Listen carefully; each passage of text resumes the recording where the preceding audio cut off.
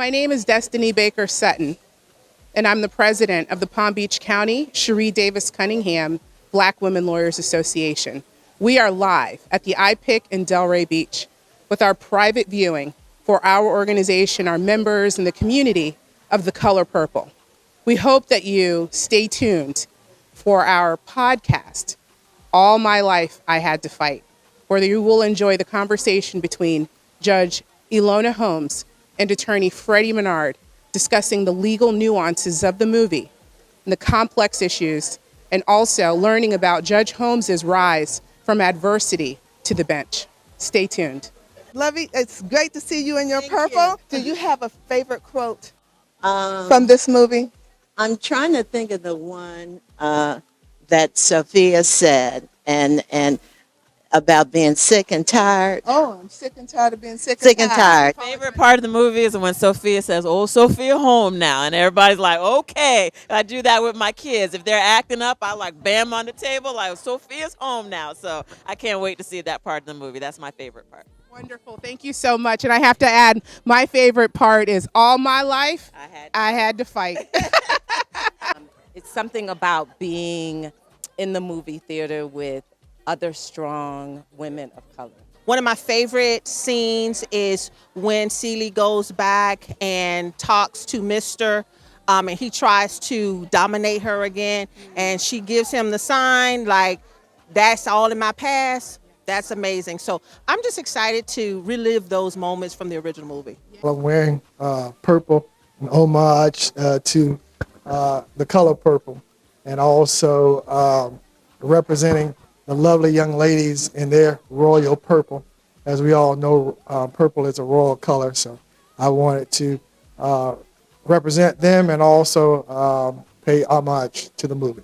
I thought it was wonderful, great production, great musical score, great performances, great acting. It's a testimony to resilience and the strength of women. We are so strong, we're so powerful. Perfect movie for this organization to be promoting and supporting, and I'm so happy I got to participate. What a lovely evening for us all to be here. Women empowering women, uplifting women, being supportive of one another. And that's really what our organization is all about. And that's what you see in this movie as well. Women pulling one another up, pulling one another along, there for one another, standing in the gap, praying for one another. And so therefore, I look forward to seeing it all over again with these wonderful women that I consider my extended family. So what do you give the movie out of 10? There's no question. It deserves a 10. And everyone should see it. Hi, everyone. Welcome to Purple Table Talk. My name is Freddie Menard, and I am a criminal law attorney in South Florida. I am here with the Honorable Judge Ilona Maxine Holmes, and she is a retired circuit court judge from Broward County. Before we get started, I'd love to introduce her. Judge Ilona Holmes received her Bachelor of Arts degree in Political Science from Florida Atlantic University and her Juris Doctor degree from Texas Southern University Thurgood Marshall School of Law. During her journey to the bench and her illustrious legal career spanning 36 years, Judge Holmes served as a former assistant state attorney in Miami-Dade County and an assistant United States attorney for the Southern District of Florida. Judge Holmes is the first Black circuit judge to serve as an administrative judge in the criminal division. Additionally, during her time on the bench, she was the longest-serving Black circuit judge in Broward County. Following her retirement from the bench, Judge Holmes became president of the University of Fort Lauderdale. Judge Holmes has taught judges and students at several institutions of higher learning throughout South Florida, Mississippi, and New Mexico. She is the recipient of numerous honors, awards, and recognition for her leadership, integrity, and dedication to her community and profession. Among her many honors is her recognition as one of the top 20 women in law in South Florida by the Daily Business Review. She is a proud member of Delta Sigma Theta Sorority Incorporated. It is with great pleasure that I welcome the Honorable Judge Ilona Holmes as today's guest speaker on our Purple Table Talk podcast. Welcome, Judge Holmes. Thank you so very much. I do have one correction to make, if I can. Correct me, please. You made me younger, but I've been a lawyer in this wonderful state this is my 42nd year. Oh, that's wonderful. Yeah, I started when I was 23 years old. Okay, so let's talk about that. Let's get into your start. If you don't mind, would you tell us about any adversities that you faced on your journey to becoming a judge? Ooh, how much time do we have? Listen, take the time you need, all the time you need. I came through. I'll start. Even in college, had adversity at Florida Atlantic University because at that time there weren't many black students there. So I was there in the 70s. After I graduated from FAU in 1979. So it was like, having to kick down doors and um, threaten folks and do anything just to be seen and to be heard.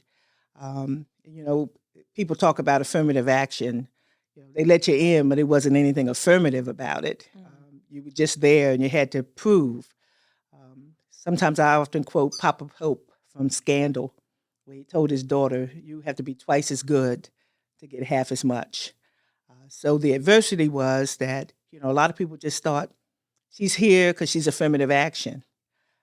So I had to prove, I made Dean's List, did everything I was supposed to do, graduated early. I did college in 3 years just to prove, because I just kept taking courses and finishing up. I went to law school. I had just turned 20. Flew out to Houston, didn't know anybody, but I wanted to travel. I had never been that far west. Wow. So I went, and my apartment wasn't ready when I got there. There I am on the streets of Houston, Texas, in 3rd Ward. That's not one of the nicest places to be. And I remembered that I had run into a soror when we had our conference, our convention in Miami. And I remembered her name. And I went, back then they had phone books. I went into a phone booth, looked at the phone book, and I called her. And I stayed with her and her husband for 6 months until I got an apartment. So that was one of the experiences, but I wanted to stay. Coming home was not an advantage, wasn't an option for me. So I went through law school where professors could say anything they wanted to say to you. I remember my torts professor. For those of you who don't know about torts, that's civil wrongs and break a leg or something like that. And he had us on the first day to introduce ourselves. And he was blind, but he had good, hearing. And he cleared his throat and he said to me after I introduced myself, and I also told him why I was there, that, I wanted to be a help and a blessing to my community back in Florida. And he cleared his throat and he says, it sounds like to me, and I quote him, you're taking a man's seat in this law school. You ought to be at home having babies. Wow. So I worked especially hard in his class, and I was one of 3 people to get an A in his class. It was very difficult. And, he motivated me by telling me I should be at home having babies. So I ran for first year class president, and a black woman had never won that position. I won. So I wasn't going home, and the man's seat, I put my name all over that. Right. So those are just some of the adversities, when you graduate. But I was blessed because Janet Reno, God rest her soul, hired me right out of law school. So I didn't have to interview or do anything hard. And I think that comes from my upbringing. My mother pastored a church, so I quote a lot of scripture, but preaching ain't, that's not your ministry. That's why I went into the law. But most lawyers are bootleg preachers anyway in front of a jury. But I got the position, and I had white male judges. I never forget the chief judge, Gerald Wetherington. I'm dropping names this year. Every time I went into his courtroom, he'd ask to see my bar card.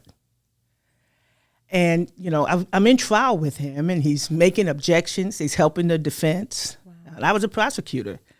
And so after about 2 days, the 3rd day he asked to see my bar card, I said, I showed it to you Monday and Tuesday. I'm not showing it to you again today.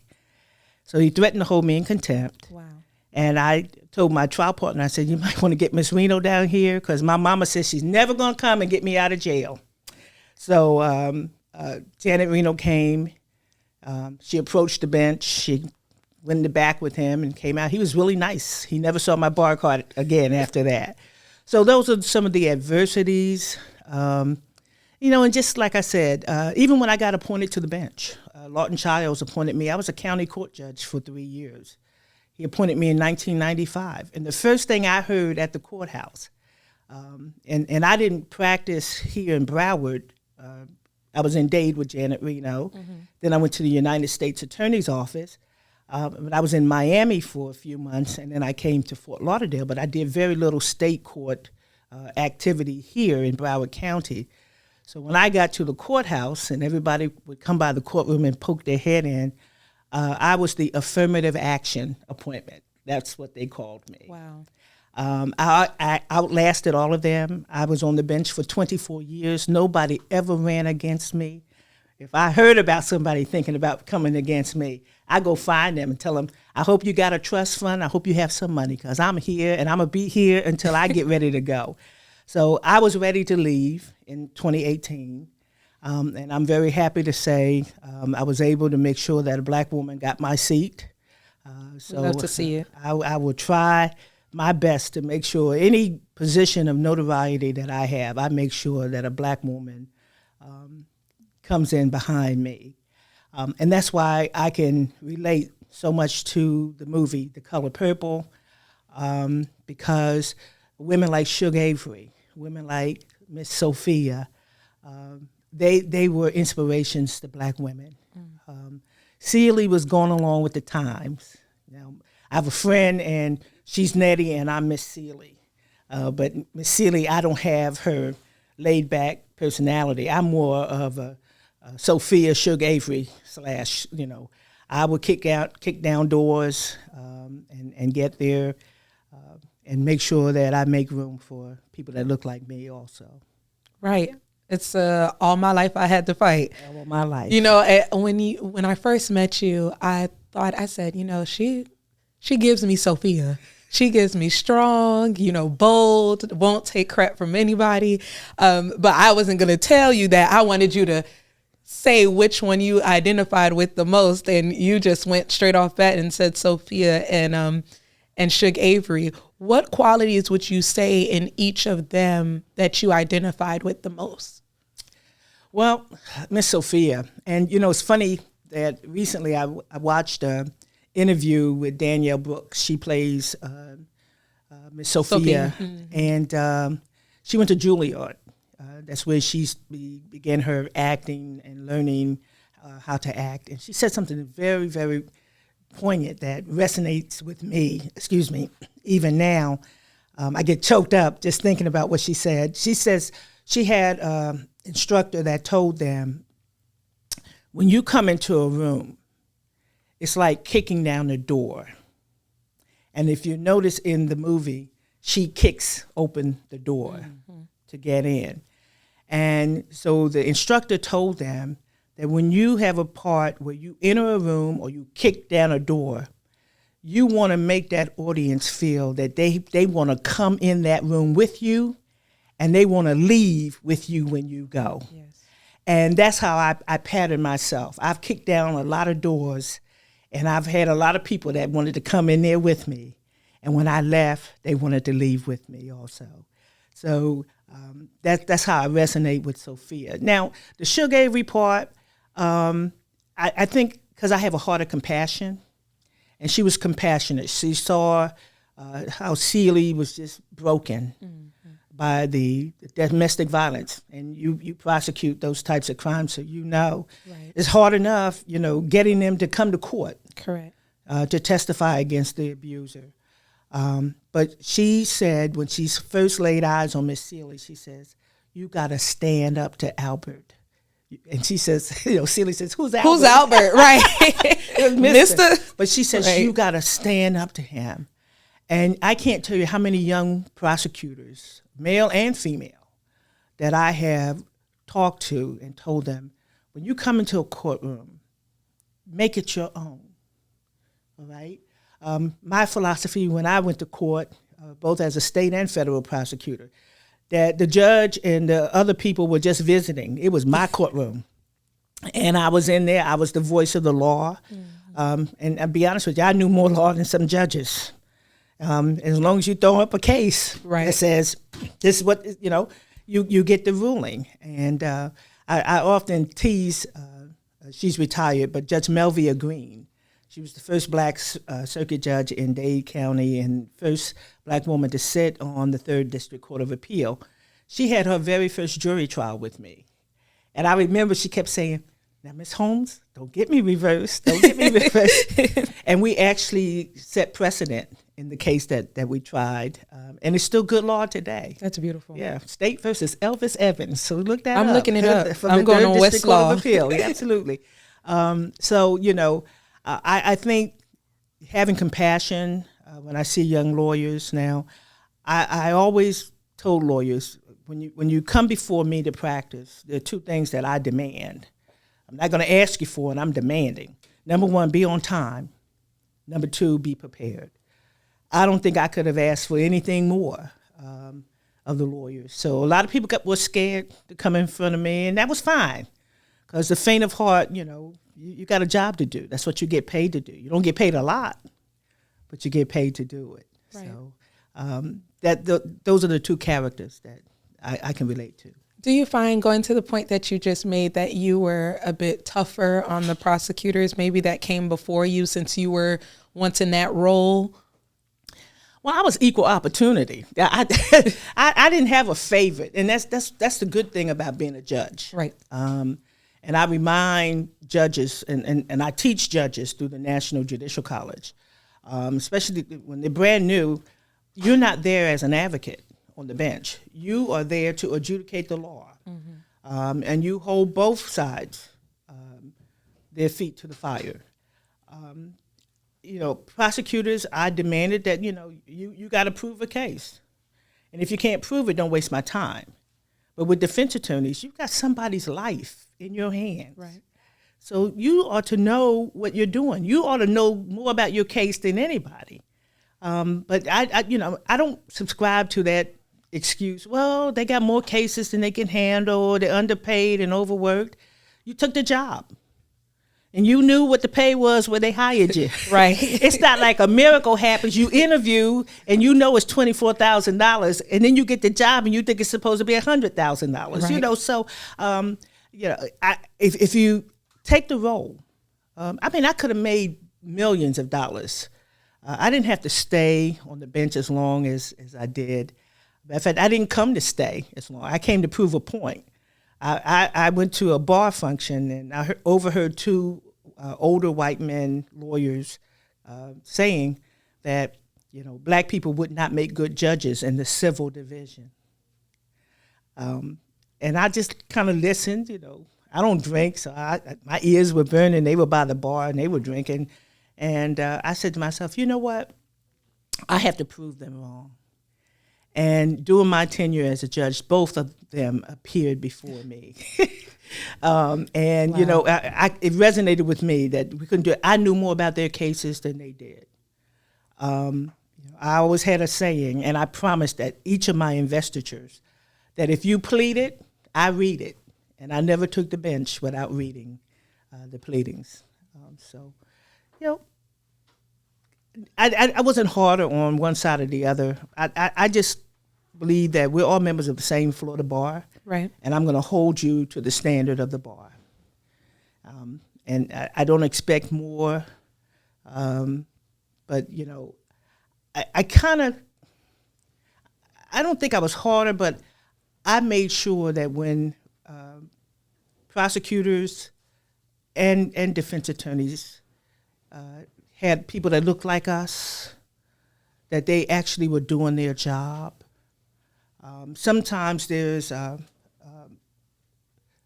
that I've noticed that when the victim of a crime is a black person and another black person has committed the crime, that some judges who don't look like me feel, oh, no big deal. Whatever happens, happens.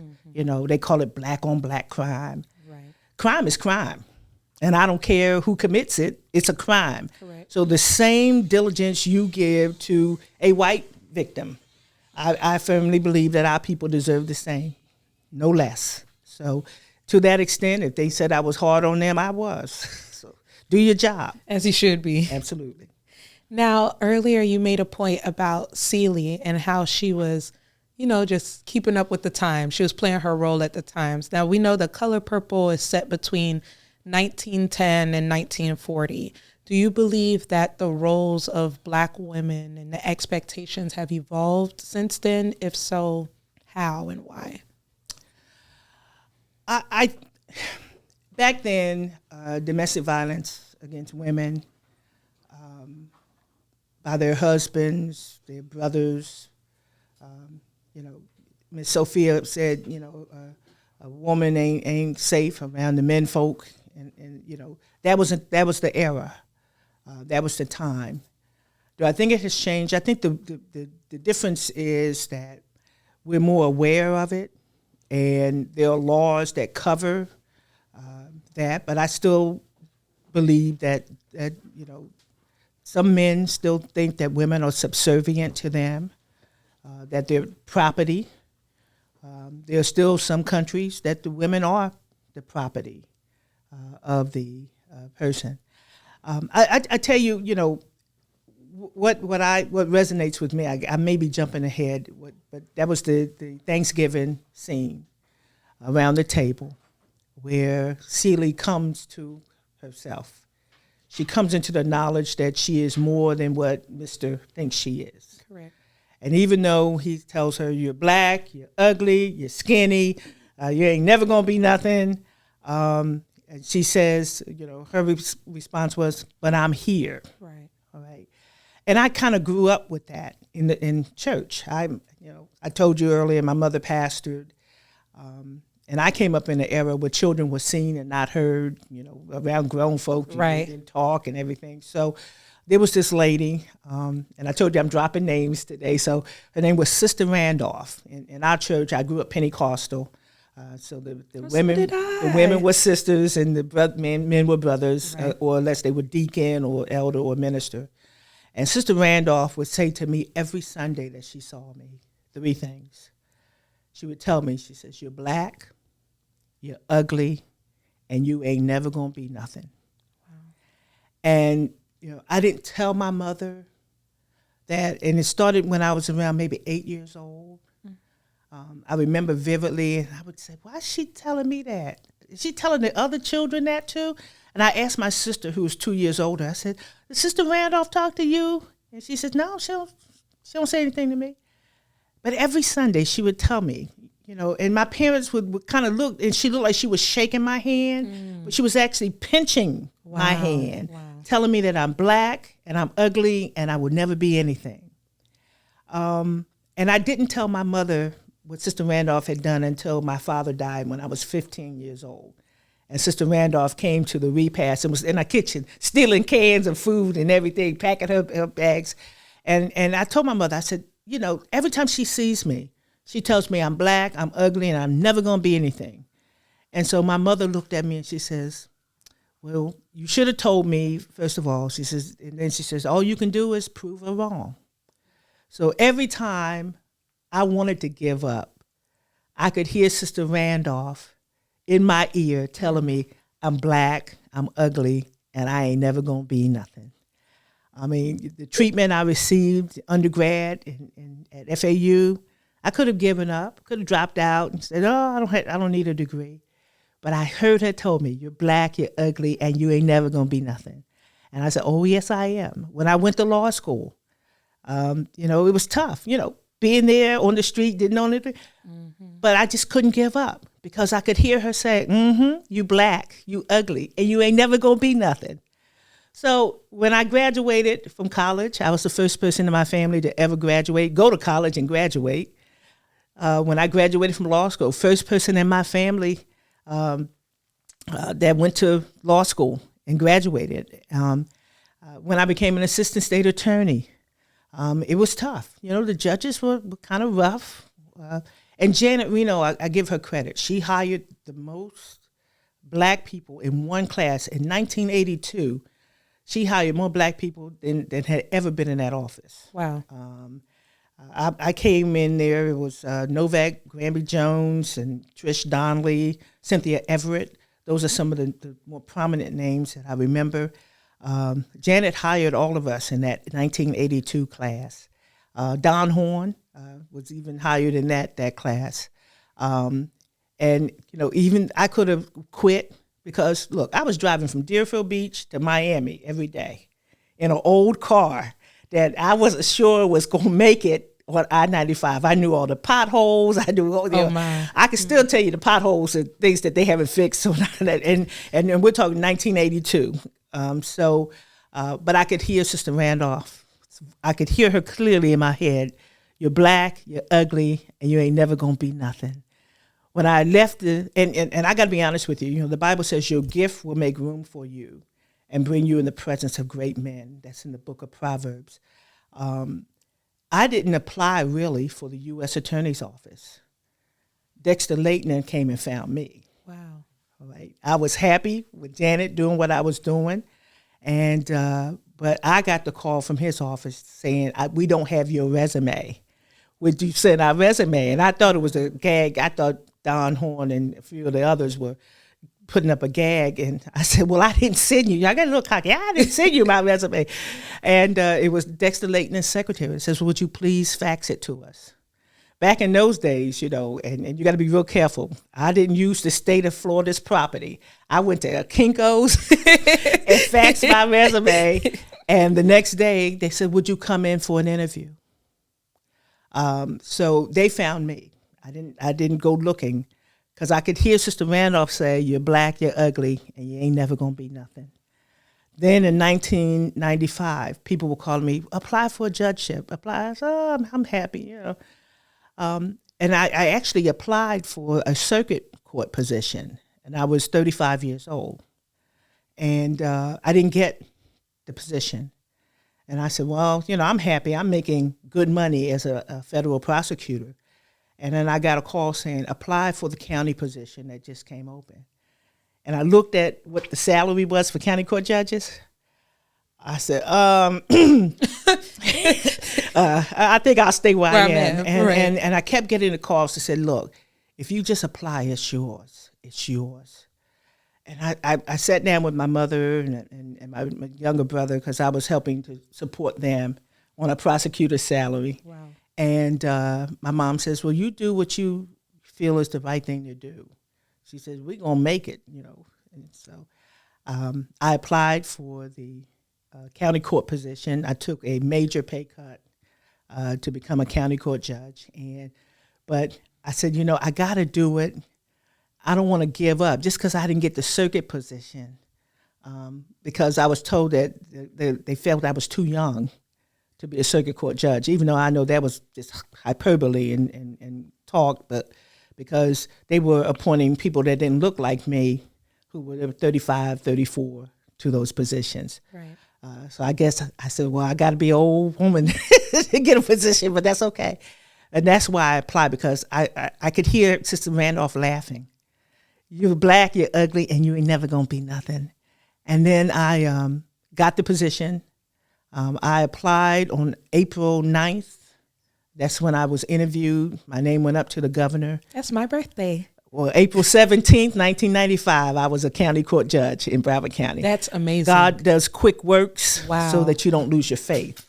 And then I stayed on the county bench for 3 years. And then I applied for, and I would tell you, when I applied for the county position, there were 54 other applicants. Wow. And I got the position. Less than 10 days. Less than 10 days. It was a quick work. Well, God sometimes has to do that for me. I don't want to lose faith. So I got the position. And then 3 years later, people were saying, well, you got to apply for circuit. I said, well, I'm happy as a county judge. I'm doing my thing. And I try more circuit cases than the circuit judges do. And then I heard that laughter again. You gonna stop? You black, you ugly, ain't never gonna be nothing. So I applied.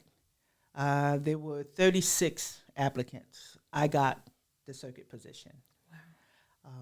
I was 36 years old, And no, I was 36 when I took the county bench and 39 when I took the circuit bench. And so to wrap up Sister Randolph, there really is nothing that I want to do that I can't do. I'm still Black. And I'm very proud of that. I've never used bleach and cream trying to be nothing else. Ugly, I'm working on that. You're beautiful. We got makeup that helped me out with that. You are beautiful. But God knows I have become something in my career.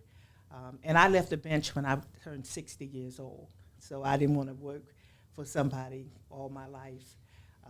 All my life I had to fight, but all my life I was not going to work for somebody. So at the ripe old age of 60, I said, I'm walking away from this. And people were saying, you're not retirement age. You're not going to.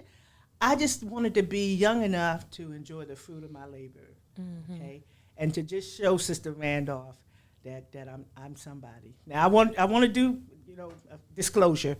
When I became an assistant state attorney, I met a lot of agents from the federal government, and I asked them. I said, could y'all know somebody in the Philadelphia office? Could y'all find this lady named Sister Randolph? I had a search party out for her, and my sister heard me say. She says, don't be looking for her. If something happened to her, they're going to think it's you. I didn't find it when I was an assistant state attorney. When I became an assistant United States attorney, I had Secret Service agents, DEA agents, every agency that I worked with. Not everybody was searching for Sister Randolph. I didn't know a lot about her. I just knew her name was Sister Randolph from North Philadelphia. So they said, well, if the name comes up, they would put her in the computer. I said, she got to be a criminal or something. And we never found her. And then, just sitting down and thanking God for all the positions I've had. I wasn't going to do her any harm. I mean, the older I got, I knew don't do her any harm. But I just wanted to look at her and say, how you like me now? Right. So my sister teased me somebody. She probably died. She's old. She was old as dirt then. So she, I really wanted her to see. And that's the best revenge you can have, is just to be successful. Every time someone tells you can't do it, Mr. said to Celia, you'll be back. She never came back. And she was successful. She became a business owner. She had Miss Celia's fancy pants. So, you can rise above what they say about you. And there's an African proverb that I live by. It's not what they call you. Is what you answer to. Wow. That's wonderful. Now, as you said, you aged yourself because, number one, Black don't crack. So I didn't even know you were past 60 or what it was. But you said you started in 1982.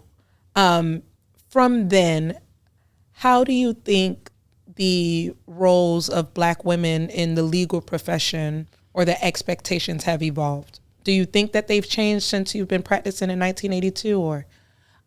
I think it's a continuous process. We are evolving, because here I think in 2025 we're going to get the first Black woman to ever head this Florida bar. Right. I never thought in my lifetime that I would see, but in 2013 Eugene Pettis became the first Black man to lead the Florida bar. I was just so happy.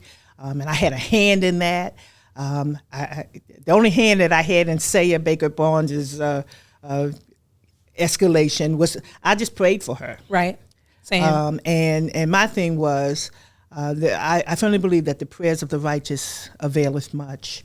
And so she's going to lead us. God has let me live to see that. I'm 65 years old now. So God has let me see a lot of things in my lifetime. So yes, we are evolving. But we're not there yet. We still have to kick in doors. We still have to do twice as much to get half as much as other people. But you know what? You have to keep doing it. You have to have that voice in your ear telling you to keep pressing on, right? Because people aren't going to give you anything just because, you're a Black woman. Right. Saya had to work hard. She's in a law firm dominated by, white males. Right. But she's a partner. Okay, you're there at the state attorney's office in Palm Beach County. There were years that they never had Black prosecutors in that office, especially not young black women in that office. So you're there for a reason.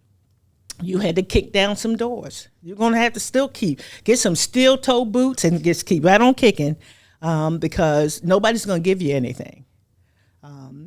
People say, well, if it wasn't for affirmative action and diversity, equity, and inclusion, no. Diversity, equity, and inclusion didn't put bread on our tables. Correct. Didn't put money in our pocket. All it did was make people aware that if you got somebody black in your office, give them an opportunity to show you. They're not the cleaning personnel, and thank God for the cleaning people, because I've had both white and black cleaners. And I think black people do a wonderful job. They do a better Me job. too. We tend to excel in everything. They take pride in what they're doing for us. It's not just a paycheck. So I don't belittle anyone in the job that they're doing, but we're evolving. We still have a long way to go. There are not many big black women-led law firms. Okay, you got the Hollands and Knights, the Greenberg Trauerigs. You got women shareholders, but they're not managing. They're not running things.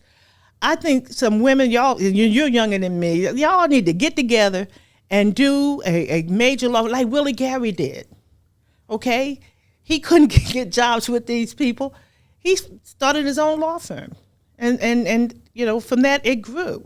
So I would love to see 20 black women just get together, start a law firm, and I'm not talking about boutique. I'm talking about a major law firm that you do everything from international law, real estate, criminal, everything. Everything that is needed is under that roof. And I firmly believe that day is going to come, and God's going to let me live to see that happen. Because Lord knows we had enough misters running around in our lives. Right. So it's time. It's our time. Right. Wow. That's inspirational, and it might be prophetic, actually. So we're praying that we're putting it in that atmosphere. Now, there's a scene in The Color Purple where Celie, before she gets to business, she realizes that her true parents, left it to her, and that there were some type of generational wealth that was passed on to her and Nettie. Can you speak to us a bit about generational wealth and its importance, especially in the Black community? Well, it's biblical. The Bible says that, a good parent leaves an inheritance for their children and their children's children. It is very difficult in the Black community to get that mindset of generational wealth and have it take seed and grow. And I'm not disparaging, but there are books that have been written, movies made about how long a dollar stays in the Black community. It don't stay long. It comes to visit, but it doesn't stay. What we need to learn to do as people, our parents saved, and in my generation, when I was in elementary school, we had the little, savings books. We put $1 in some weeks, a quarter. But that's how we built our wealth. Every other race of people, and I take great pride in my Jewish brothers and sisters. I spend a lot of time with them because I'm an Old Testament buff. I love the history, and they know they have that history. And I go to Seder dinners. I go to bar mitzvahs, bat mitzvahs. That's where the wealth starts. If you ever been to a bar mitzvah or a bat mitzvah, those gifts, those envelopes, sometimes have thousands of dollars in it. And it's given to the 13-year-old, the 12-year-old, and it's invested so that when they get, college age, they've got a nest egg. It has grown. But what we tend to do, and I'll blame a lot of the millennials, especially, and Gen G, the minute we get $5 or $10, we at somebody's store. We're getting sneakers, and I'm not begrudging that, okay? Because I shop.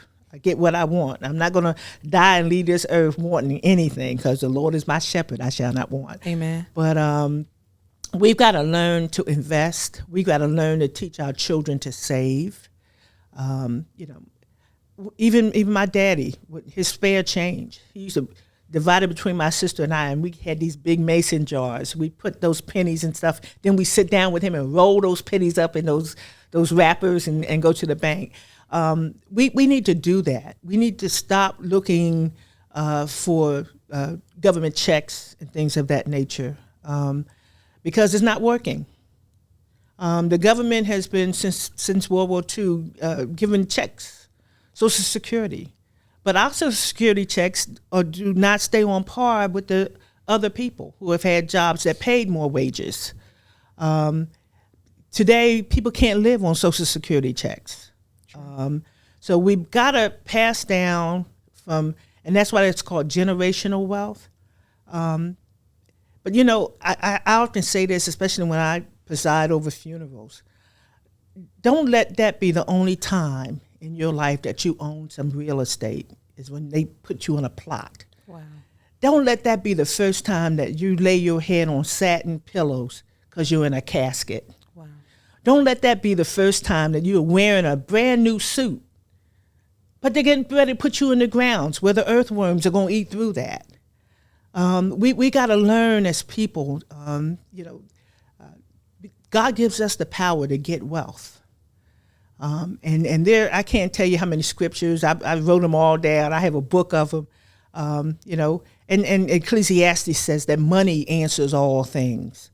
So we've got to learn to have a healthy relationship with money and teach our younger people, our children, and their children, and their children's children, that we are here to leave an inheritance.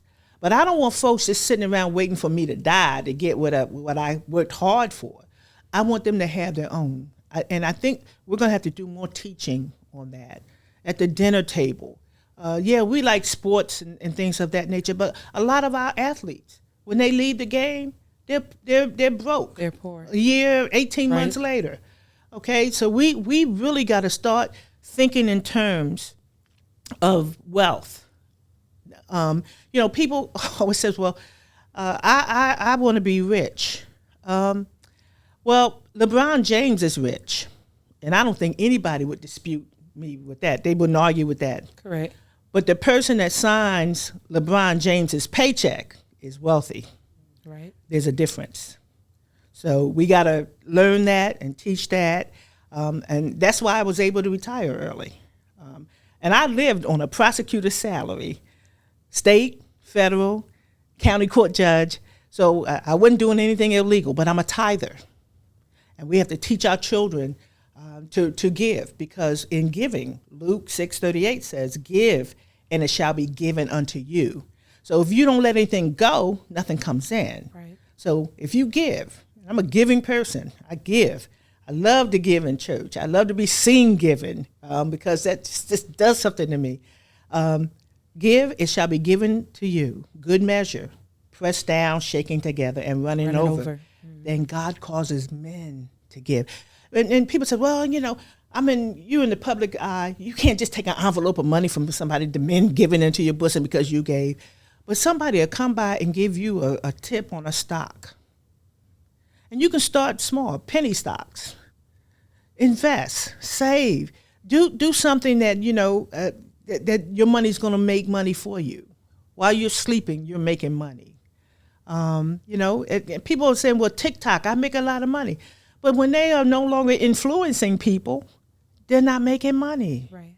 So we got to learn to invest, learn good investment proceedings and read books. People don't like to read. I used to tease folks all the time. If you don't want us to know something, put it in the bulletin at church. That's it, because they hand out the bulletins and they're talking about, oh well, what's going on next week? It's in your bulletin. Read it. So we got to learn to read. I read everything. I want to know if it's in a book. I'm going to get it. And people say, well, I can't buy, but the library is still alive and well. Okay, they haven't closed it down yet. And then you can get a free library card. You can. And if you have a Kindle or even your phone, the cell phone is not just for TikTok and Snapchat and everything else. You can get you some books EPUB and Kindle. Download those apps. Get some books. Learn. And you don't have to start off with the technical books. They got children's books on investing and saving. Start off with that because the terminology is real simple and it'll teach you some things. I was going to talk like my mother. It'll learn you some things. You have to stop saying, and after I left, I stopped practicing law for a couple of years. I became a McKnight Fellow, and I started working on my doctorate degree in public administration and policy. I left all but dissertation. There's a long story behind that, but FAU is to blame. But, my emphasis was going to be on why the welfare system does not work. And I figured out something. You can give people, I can give you $5 right now, and you'll be happy. You find a restaurant that, there's a McDonald's across the way there, you go there and eat. And you haven't done anything for that. You just received a gift. But if I make you work for that $5, you got an investment. You got what we call sweat equity. So you're going to be very careful how you spend the $5. that $5. Right. So the reason why welfare doesn't work, especially the housing part, I used to prosecute housing fraud cases, and they set aside money to lose for fraud. And I told them, I said, if you just give me that money, I could retire on it. But they set aside enough they don't care, they just write that off. So if you give people ownership, okay, the reason why these housing and tenements and stuff don't work, because nobody has ownership.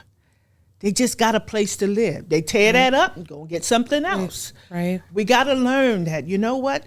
The Bible says if a man doesn't work, he doesn't eat. So we got to learn to do that. We got to pay people a living wage. We're still paying people in this state. I think it's going up to $13. But in September. Yeah, in September. But you know what? The businesses would rather close than to pay people a living wage. And I still don't know what you can buy with $13, with groceries being high and things of that nature. But you still got to know, because my parents didn't have college educations, but my mother knew how to stretch $1 to George Washington probably could have prosecuted her for crimes. And we ate good. We ate, now, yes, I've eaten government cheese and that Spam in a can. I've had that too. I've had the bologna, the salami, that cheese that, they repackage that now. That's the Velveeta cheese now. The one that take a long time to melt. I'm telling you that. So I've been through that. But God has blessed me that I don't have to worry about that anymore. And then, like I said, I'm a tither, always tithe, always give God his 10th. And he does miraculous things with the 90. So what I got from Color Purple, and I'm probably going to go back at least 20, 30 more times. I've already pre-ordered the DVD or the streaming, so that'll be mine. So, but we need to support these Black produced events also. We got to start taking an interest in one another. And that's what I loved about the women in the Color Purple. They all took an interest in one another. Miss Sophia in jail, and Miss Seeley was right there bringing her food. Food, yes. And she said that nobody was there but you, Miss Seeley. Every week. Okay, so everybody needs a Miss Seeley in their life. Everybody needs a Suge Avery in their life. Everybody needs a Sophia. I don't think we all need a Mister. We could do without. Our Mister days are gone. We got some Harpos that just need some help and prayer. But, for the most part, I'm asking God to send me a Grady. We're going to all pray. Okay. Well, thank you so much, Thank Judge you for Holmes, having me. for everything. And this was wonderful having a conversation with you. Thank you for coming to the Purple Table Talk. And we hope you'd come back I'll for be part back. 2, because there's some stories that you're like, that's another story for another day. Listen, we're ready for the other day. I could write a book, but I'm gonna have to wait for some people to die, Before you talk about that. Ooh, Lord help us. But thank you so much. Thank you It was a again. pleasure having you. Thank you.